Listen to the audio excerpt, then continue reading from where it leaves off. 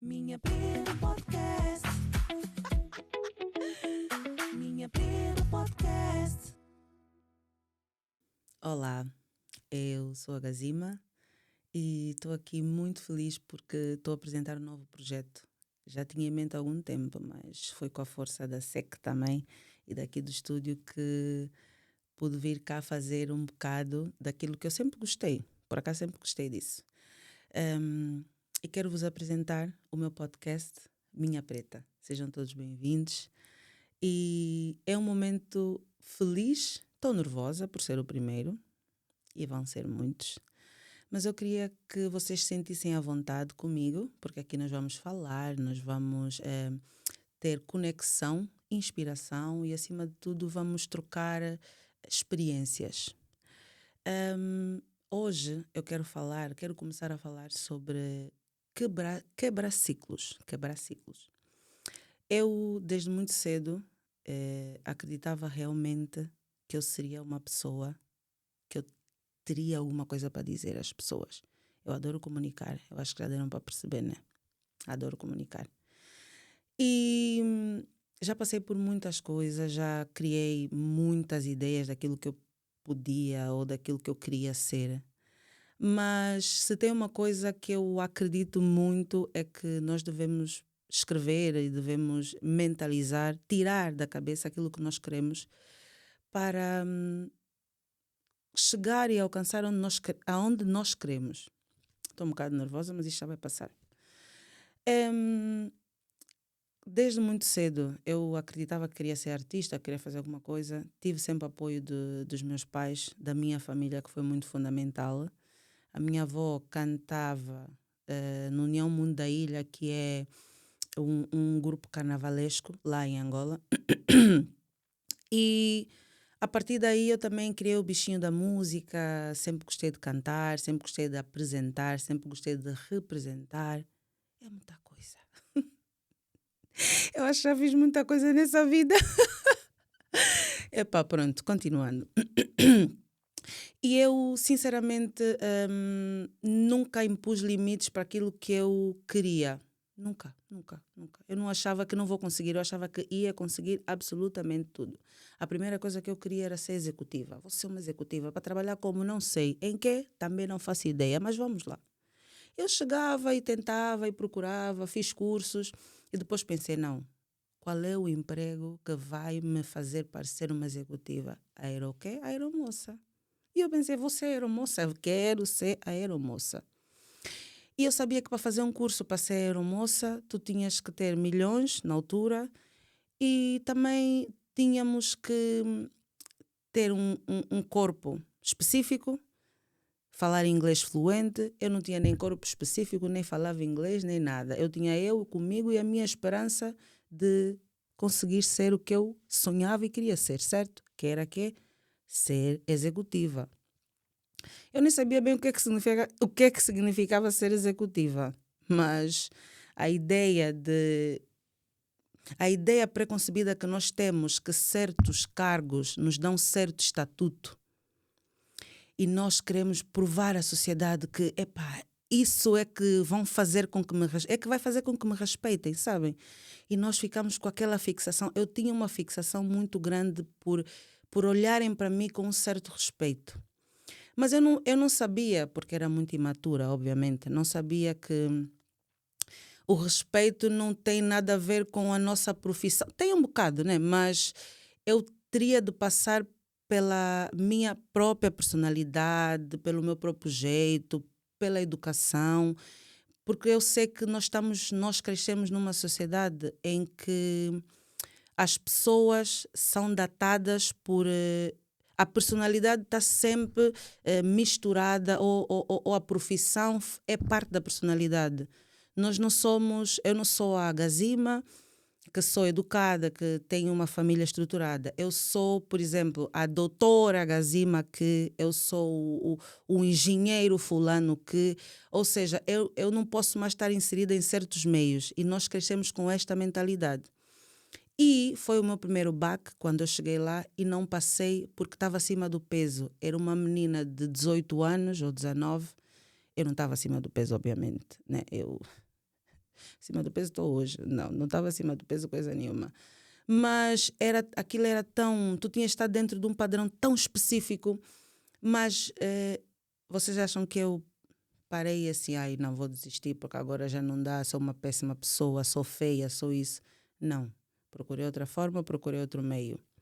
Uma das coisas que também influenciaram bastante na minha linha de pensamento de não desistir é o facto de ter crescido e sido criada por um casamento feliz pelos meus pais, apesar de que com 15 anos eles separaram-se e sinceramente foi a única vez que eu vi uma discussão, um problema deles, foi nessa altura quando separaram-se. Mas eu falo disso porquê? Porque foi extremamente importante ter a figura paterna. Eu posso falar da minha mãe, mas a minha mãe já vou falar mais daqui a bocado. Mas o meu pai foi extremamente importante, além de ser militar. Ele criou uma estrutura em que eu não precisasse depender de nada nem de ninguém, que não tivesse medo de fazer as coisas. Por quê? Porque ele queria que eu fosse completamente independente, queria que eu aprendesse tudo e mais alguma coisa. Sou a primeira filha e a única menina dos outros irmãos. E isso influenciou para que eu não achasse que eu permanecia apenas num sítio. Eu tenho que ser apenas aquilo.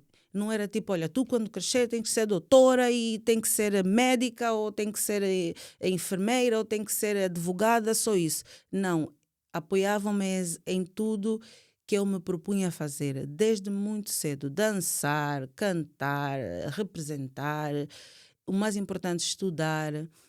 E essa estrutura, essa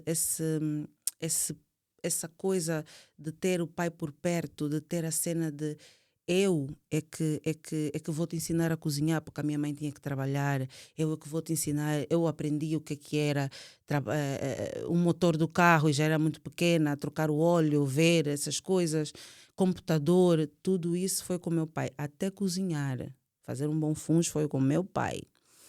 A minha mãe tinha que trabalhar, o meu pai, o trabalho era mais acessível e flexível. E isso tudo fez com que eu entendesse que por que raios eu vou simplesmente me taxar numa coisa só. Eu não preciso disto, eu posso ser aquilo que eu quiser e sempre tentar me moldar. Depois, lá, voltando à cena de ser executiva, eu acredito que a comunicação entra aí. A comunicação entra aí. Porque eu acreditava mesmo que lidar com o público, falar com pessoas, era a coisa que eu mais gostava. Fui apresentada ao Caça-Talentos. Eu estava num sítio qualquer e viram-me, gostaram e comecei a fazer publicidade. Passei de primeira. Comecei a fazer publicidade, tinha 18 aninhos, durante um ano. E foi uma experiência incrível. Até fiz com Anselmo Ralph e tudo. Muito chique. E foi uma coisa que me trouxe mais foco e vontade de descobrir realmente que eu gosto de comunicar. Aliás, eu sou geminiana. Já deram para ver, já deu para perceber que falar não é problema. Falo muito. E eu queria sempre ajustar isso à vida, a comunicação ligada também a atendimento ao público com pessoas. E depois eu pensei, banco, por que não? Fiz muitas formações, eu achava que precisava atingir um nível de excelência. Fiz muitas formações, mas depois vim a descobrir que não era preciso formação nenhuma. Mas ok, abafa. Eu não me revia nas pessoas daquele instituto. Eu não me revia, porque sempre que eu fosse a um instituto bancário, a uma instituição, né? As pessoas eram assim um bocado, digamos, um tom acima, um bocado, mais um bocadinho para cima. E eu achava que era impossível para mim. Mas lá está, depois pensei, impossível como? O que é impossível? O que é impossível? Eu tenho a minha boca, eu consigo falar, eu sou boa naquilo que eu faço.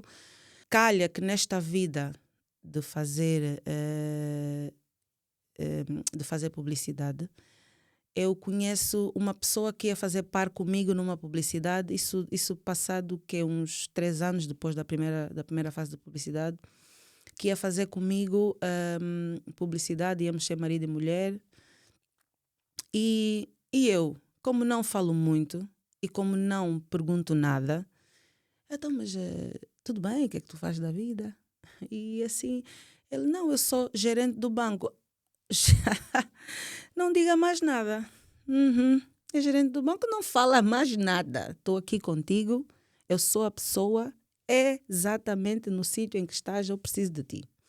E falei com ele e disse, olha, por acaso estava à procura de trabalho e gostava muito de trabalhar, eh, acho interessante trabalhar nesse sítio. E ele pediu-me o currículo, entreguei-o, claro, e calha que nesta fase estava a ter recrutamento. Epá, era todos os chakras a se alinhar, era tudo a favor de mim. E como a comunicação é extremamente importante, eu acredito que se eu não falasse com ele, que se eu não me abrisse, que se eu não tivesse a vontade, porque quem tem boca vai a Roma, isso é certo. E se nós não tivermos a vontade de ir buscar, ninguém vai buscar por nós. Eu digo sempre, ninguém vai buscar por nós. A sorte tem que nos encontrar prontos. A sorte tem sempre que nos encontrar preparado para qualquer coisa. Eu sempre fiz tudo isso, lá está, por causa do meu pai, que sempre deixou tudo muito bem. Eu tive tudo muito cedo. Eu carta de condução muito cedo, porque podia eu ia me oferecer um carro. E depois ia conduzir como? Eu tinha o meu bilhete sempre, todos os documentos eu tenho sempre em dia. Sempre, sempre. Até passaporte, nem viajava. E se alguém me convidar para viajar? E me convidaram, já tinha passaporte. Portanto, eu acho que a sorte realmente tem que nos encontrar preparadas para qualquer coisa que venha a seguir. Nós temos que estar ali prontas. E eu entreguei o currículo, e já tinha cursos, bancário inclusive, porque eu já estava à espera dessa oportunidade, mas aquilo não acontecia. Passou um mês, passou 2 meses, passou... Opa, e nada. No último mês, que era no finalzinho do segundo mês, chamaram-me para fazer a entrevista. Não, primeiro era o teste. Era uma sala, um auditório com, sei lá, quase 1000 pessoas. Credo. Eu, Fónix, pá. Eu não sei como é que é isto, esses testes psicotécnicos, essas cenas. Epá, eu não me lembro de ter feito isso na minha vida. Mas pronto, vamos lá. E fiz o teste. E, lembrando, eu lembro-me que na altura ele tinha-me dito que entregou também o currículo da irmã dele, mas a irmã dele não passou. Temos pena, a vida é mesmo assim, né? Temos pena. Não dá para todos. Não dá para todos. E passei nesse teste e, resumindo, entrei e tive lá 6 anos, até vir para cá, para Portugal. A ideia do pod, de onde é que surgiu? Estava em conversa com a Seca, que ela está aqui ao lado da vida. E ela tem aqui o estúdio e por causa da comunicação, mais uma vez, e porque eu tenho uma mania de perguntar e se meter na vida dos outros, estávamos a conversar sobre isso e, claro, eu perguntei-lhe, o que é que tu achas?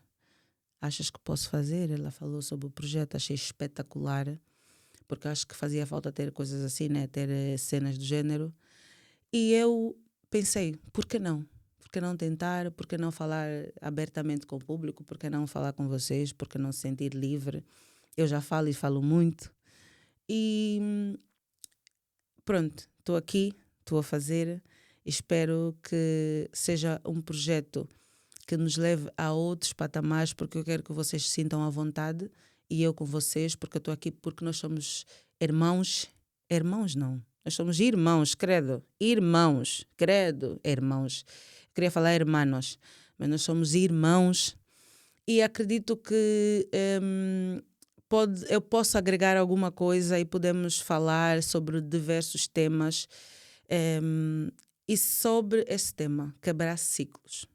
O facto de nós entendermos que nós temos uma linhagem, temos famílias, temos pessoas que antecedem a nós, que, de certa forma, nós acabamos por nos inspirar e criar uma cultura familiar. Eu, na minha família, por exemplo, eu não tenho pessoas formadas, e falo isso no ensino superior. Em, Nós temos uma cultura em que nós chegamos a um nível, precisamos trabalhar, e precisamos ter meios e precisamos criar família, precisamos isto. E eu, a partir do momento em que eu pensei, epá, não é isso que eu quero para mim, não é isso que eu quero para a minha vida, não é isso que eu quero para. Não é isso que eu quero passar para os meus filhos. Muito antes de ter filhos, eu já pensava exatamente nessa forma. E eu comecei a ver, epá, se calhar é melhor mudar aqui alguma coisa a estrutura, se calhar é melhor pensar de forma diferente, se calhar é melhor criar. Tudo começou quando, a partir de certos meios e convívios, eu comecei a ter a noção de que, epá, afinal, existem pessoas que pensam diferente. Eu sou muito apologista de que devemos ter amizades interessantes, pessoas interessantes na nossa vida. Eu tenho muita. Epá, eu acredito sinceramente que ter pessoas interessantes transforma o nosso meio. Eu venho de um meio porque, a partir do momento em que os meus pais se separaram, nós vimos a dificuldade que era a vida. Eu não sabia da dificuldade da vida de forma geral.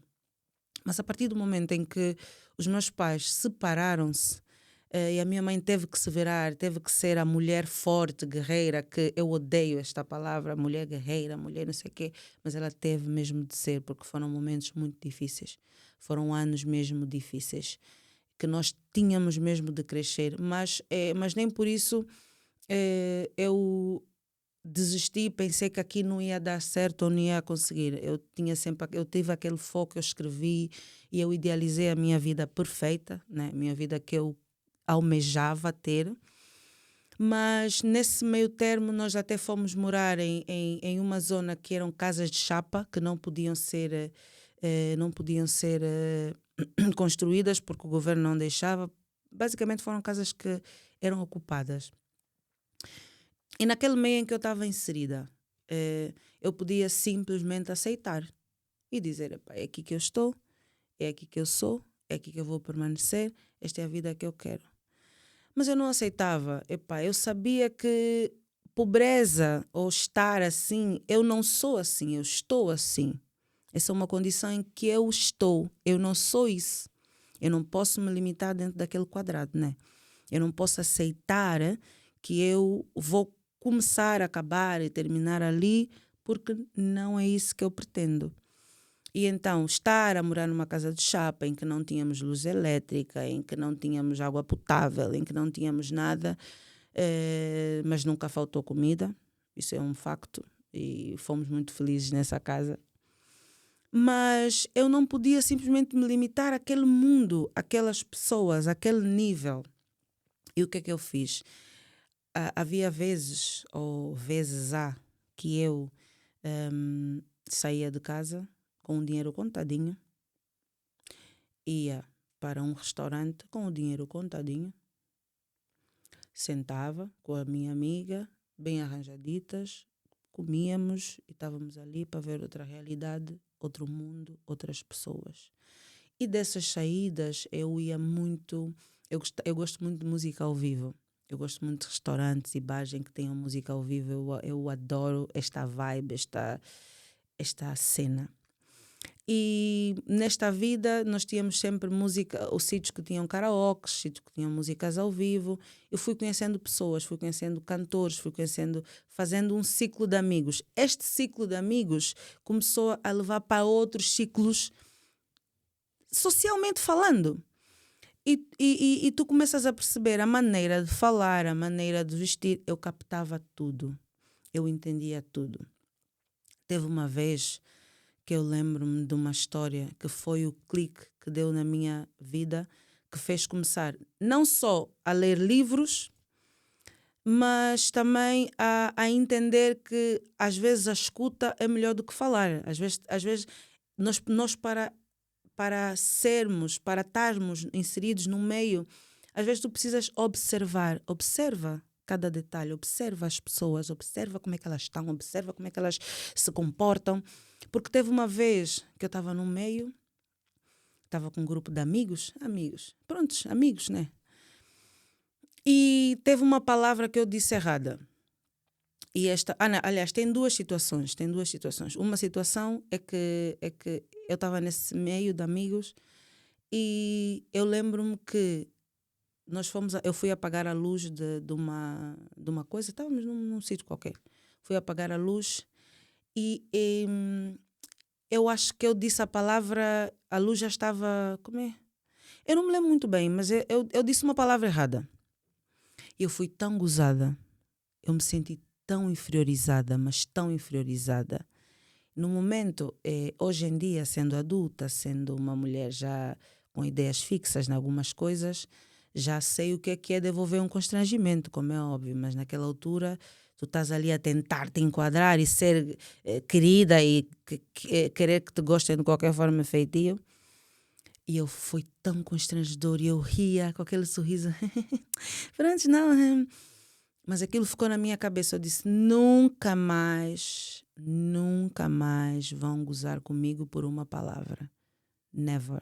Nunca mais eu vou permitir que alguém goze comigo porque eu disse mal alguma coisa, porque eu interpretei mal, porque eu falei mal. Todos nós estamos suscetíveis a errar. É natural, é normal, ninguém sabe tudo. Não somos assim não somos tão inteligentes que não possamos aprender, nem tão burros que não soubemos nada, ou nem tão inteligentes que não possamos aprender mais alguma coisa. Todo mundo está suscetível a errar. Mas fui tão humilhada, meu Deus. Eu não sabia devolver constrangimento. Outro caso foi uma vez que eu estava na casa de uma amiga e era mais pequena até. E a tia chegou, estava lá a conviver, não sei o quê. A tia era portuguesa, ou pelo menos morava aqui em Portugal já há muitos anos e estava lá em Angola. E esta tia diz assim, vira-se assim para a sobrinha, estava a falar com ela, não sei o quê, estávamos ali na roda. Eu era mais pequena, muito antes dessa situação lá dos amigos. E a tia diz assim, eu viro para ela e digo, olha, mas tu gostas de... Estávamos a falar, mas tu gostas. E a tia vira-se assim para mim, mas tu não me conheces de lado nenhum, tu. E eu não sabia a diferença de tudo, eu era uma criança e achava super natural, nós estamos ali a falar, estava a fazer uma pergunta e eu não conseguia perceber aonde é que estava o erro. E ela continuava e foi tão desconfortável. Depois, com o tempo, quando eu aprendi que aquilo, eu tinha que tratá-la por você, tinha que tratar por senhora, e era moça. Acho que ela na altura devia ter a minha idade hoje em dia. Era uma moça. E eu senti-me tão desconfortável. Também foi uma situação que fez com que eu mudasse a minha forma de pensar e entendesse que é importante ler, que é importante estar informada, que é importante, se quiser estar inserida num grupo, observar muito mais do que falar. Não importa se queres mostrar muito que tu vales, vale o que vale. Nós valemos o que valemos, tu podes aí dar pulos e tentar se pintar de rosa se tu quiseres. As pessoas gostam de ti pelo que tu és e vão desgostar pelo mesmo fator. Então é igual. E depois trabalhei ali muitos anos, foi muito bom, aprendi muito. E depois vim morar a Portugal, porque conheci o meu mais que tudo já antes, nessa altura. Decidi vir morar para Portugal, deixei a vida em Angola, também não tinha nada, além do trabalho. E eu sempre meti na minha cabeça, porque o facto de ser comunicativa e muito espontânea, falar com toda a gente, tinha o fator de que também era muito julgada. Deixa eu falar ainda sobre essa parte. Era muito, muito, muito julgada pelos pais das minhas amigas, os pais das minhas amigas. Olá, tia fulana, onde eu estou? O que eu estou a fazer? Quem eu sou? Boa tarde, mas continuando. Era muito julgada e muitas das vezes eu era aquela que seguia a bala. Mas sabem o que é que fez com que isso se tornasse mais leve? Ninguém me calou. Eu não tinha, apesar de ter se calhar pessoas por trás, tipo um tio, uma vizinha, os afastados são os mais chatos, mas pronto, os tios afastados, nós em Angola temos primo atrás de primo, tio atrás de tio, mas o que fez mesmo eu nunca ter receio e vergonha de quem eu sou era ter os meus pais do meu lado, era ter a minha família, dizer, epá, deixem. A minha mãe nunca duvidou de quem eu era. Nunca. Epá, espetacular. Nunca duvidou. Podiam falar tudo e mais alguma coisa. Até podia ser algumas, mas ela aceitava e nunca foi aquela que chegou ali e diz, olha, epá, para de ser assim. Tu não vales nada ser... Para, tipo, me calar. Não sejas espontânea, não sejas divertida. A mulher tem que ser assim, a mulher tem que ser assada, a mulher tem que ser cozido. Tu tens que te comportar, tu tens que aprender. Apesar de ter muitas coisas que eram, infelizmente, está enraizado, né? Não temos como. E também porque os nossos pais já aprenderam dos pais dele e dos pais deles. Mas, no geral, eu podia ser quem eu quisesse ser. Isso me dava a liberdade de não ter medo de ser esta pessoa que eu sou hoje. Por quê? Porque eu era muito espontânea. Eu era... A amiga vinha, olha, vamos no sítio X, vamos. Muitas vezes eu ia com elas aonde elas queriam fazer as cenas. E eu não fazia. Mas como era sempre aquela do sim, do vamos, do agora, eu ficava sempre com o louro de que não andes que essa pessoa, porque esta pessoa vai te levar no mau caminho. E eu, tia, se soubesses, se tu soubesses, quem me levou foi a tua filha. Mas tu sabes quem és, tia. Mas pronto. E então pá, foi uma coisa que fez com que eu sentisse mesmo a vontade, a liberdade. E isto acredito que é uma cena que de facto acaba por incomodar muitas pessoas. Acaba por incomodar nós sermos nós. A mulher ser a mulher decidir, a mulher querer, a mulher pensar. Eu tinha muito bem estruturado na minha cabeça quem eu queria ser, onde eu queria chegar, e isto incomoda. De alguma forma ainda incomoda muita gente, porque nós temos que entrar numa bolha. Nós temos que estar ali dentro de um quadrado, sabem? Nós temos que nos encaixar naquilo que as pessoas entendem que devemos ser. E eu nunca quis isso para mim. Epá, eu estava a namorar 3 anos e já ouvia constantemente, tens de fazer filho, mas então agora que tens 26 anos, agora tens 25 anos, agora que não sei o quê. Até a minha mãe. Então quando é que eu vou ter netos? Mas já tinha netos. Mas pronto, quando é que eu vou ter netos? Quando é que eu vou fazer? Quando é que eu vou acontecer? E eu, não, mamãe, vai ser quando eu achar melhor, quando eu quiser. E eu, às vezes, pegava assim no caderno que eu escrevia as minhas cenas e imaginava, por exemplo, epá, uau, está a acontecer aquilo que eu escrevi. Eu acredito muito na lei da atração, acredito muito que as coisas que nós temos em mente devem ser escritas porque acabamos por materializar. E eu achava que estava a seguir o roteiro, era um roteiro. Eu não tinha propriamente especificado, olha, quero um homem assim, assado, cozido, não. Mas eu tinha, epá, eu não quero passar por aquilo que a minha mãe passou. Eu não quero passar por aquilo que muitas mulheres passam. Apesar que isso não é certo, ninguém vem escrito na testa, eu sou safado, ninguém vem escrito na testa, eu não presto, eu não valho nada.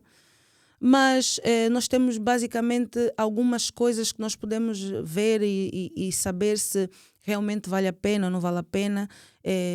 A estrutura familiar da pessoa, como é que ele respeita, como é que ele lida com a família, com a mãe, com os pais, qual é o nível que ele tem de pensamento, se encaixa no meu, se não. Acreditamos nas mesmas coisas ou não. Tudo isso faz diferença, influenciou para que eu entendesse, pá, é esta pessoa que eu quero para a minha vida, mas fazia sempre parte daquele roteirozinho que eu tinha feito há anos atrás. E quando vim para Portugal, já casada, depois de casar, de ter, já estávamos à espera do nosso primeiro filho, viemos cá morar. Eu encontrei uma outra realidade, mas isso nós vamos falar num outro podcast, num outro episódio, que eu quero falar um bocado de como é essa dinâmica aqui em Portugal. Mas eu entendi que para que eu possa mudar, para que eu possa chegar onde eu quero chegar, eu devia sair da minha zona de conforto, eu devia quebrar esses tais ciclos. Eu entendo que crescer custa, obviamente, para nós mudarmos, temos mesmo de estar desconfortáveis, mas o mais importante é nós não aceitarmos a nossa realidade. Ai, mas acreditem-se no pensamento, o nosso pensamento molda qualquer coisa, o nosso pensamento molda qualquer coisa que nós queiramos fazer. Porque imaginemos, se tu estás constantemente a pensar que não vai dar certo, que não vou conseguir, não vai dar certo e não vais conseguir. Isso é conversa de coach. Não. Eu sou a prova viva que quando nós pensamos muito numa coisa, tudo aquilo em que nós metemos o nosso esforço cresce. Tudo, tudo, tudo. Pode ser a coisa mínima que tu... Não interessa, pode ser uma coisa pequenina que tu entendas que eu quero muito fazer. Experimente. O não é garantido. Vai dar errado, vai dar certo, só depende de ti. O não é garantido. Tu fazendo ou não fazendo, a coisa continua a acontecer ou deixa de acontecer. Então, eu hoje agora voltei para a universidade, passado anos depois, e estou a adorar a experiência, está difícil, tá? Ser mãe... Estás ali, mamá, a estudar, mamá, a estudar. E depois também tem que estar sempre, atenta a tudo. Mas isso também vamos falar no próximo episódio. Mas, no geral, é isso. É nós nos permitirmos ter outra visão, estar em outros meios, sair daquele círculo fechado que nós temos e que nós entendemos, se o meu pai é assim, eu também sou assim, eu sou assim, Não, nós não somos assim, nós estamos assim. Nós estamos assim. Nós não somos assim, nós estamos assim. E ser firme e acreditar piamente naquilo que tu és. Foca em ti, acreditando que se eu vou conseguir, eu vou conseguir. E é isso. Eu queria vos mostrar um pouco daquilo que eu sou, falar um bocado com vocês sobre esta trajetória. Vamos ter no próximo episódio uma conversa sobre mais e mais. Espero que vocês tenham gostado. Sigam-nos, sigam-me nas minhas redes sociais, que eu vou deixar aqui, no Instagram, isso vai estar disponível também no YouTube, para vocês acompanharem mais de perto o episódio de hoje. Eu vou ficando por aqui com o podcast. Muito obrigada por estarem aí do outro lado a ouvir e a ver. Obrigada também aqui ao estúdio por essa oportunidade. E nos vemos no próximo episódio. Um beijinho da vossa Gazima. Fiquem bem. E até o próximo episódio.